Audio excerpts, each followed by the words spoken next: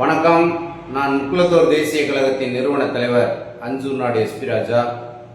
கடந்த 2 நாட்களுக்கு முன்பாக திருநெல்வேலி மாவட்டம் நாங்குநேரி அருகாமையில் உள்ள பனங்குடி கிராமத்தைச் சேர்ந்த லட்சுமணன் என்ற 12 வயது மதிக்கத்தக்க மாணவனை அந்த பகுதியில் கஞ்சா அருந்தி ஒரு கஞ்சா குடிக்கு ஒரு தெருப்பொறிக்கு நாய் அந்த மாணவன் பள்ளி சென்று திரும்பும் பொழுது அந்த மாணவனை எதற்காக வெட்டினான் என்றே தெரியவில்லை.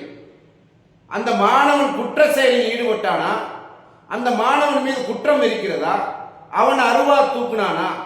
இந்த கஞ்சா குடிக்கு நாய் யாரோ ஒருவரை வெட்ட வேண்டும் என்ற எண்ணத்தில் இருந்த காரணத்தினால் இந்த மாணவன் கிடைத்து விட்டான். பள்ளி சென்ற மாணவனை கடுமையாக 13 இடங்களில் தாக்கியிருக்கிறான். 2 நாட்களாக கன்னியாகுமரி மாவட்டம் ஆசாரிப்பள்ளம் மருத்துவமனையில் உயிருக்கு போராடிய அந்த மாணவன் இன்று காலையில் இறந்து விட்டான் என்ற செய்தி மனவேதனையை தருகிறது. தமிழ்நாடு அரசு சட்டம் ஒழுங்கு சரியா இருக்கிறது என்று மீடியாக்களில் பேட்டி கொடுக்கிறீர்கள். தமிழக முதல்வரே, சட்டம் ஒழுங்கு இதுதானா? ஒரு மாணவன் பள்ளி சென்று வீடு திரும்பும் வழியில் ஒரு கஞ்சா குடிக்கு நாய் அவனை 13 இடங்களில் வெட்டி இன்றைக்கு அவன் இறந்து விட்டான். அந்த குடும்பத்திற்கு இந்த அரசு என்ன பதில் சொல்ல போகிறது? ஏன் இன்னும் திருநெல்வேலி மாவட்ட காவல்துறை அவனை என்கவுண்டர் செய்யவில்லை? அவன் எந்த சமுதாயமாக இருந்தாலும் சரி, ஒரு மாணவனுக்கு பாதுகாப்பு இல்லை, ரோட்டில் பாதுகாப்பு இல்லை என்று சொன்னால் அவன் எவனாக இருந்தாலும் சுட்டு வீழ்த்த வேண்டும். இந்த அரசு காவல்துறை நடவடிக்கை எடுக்க வேண்டும்.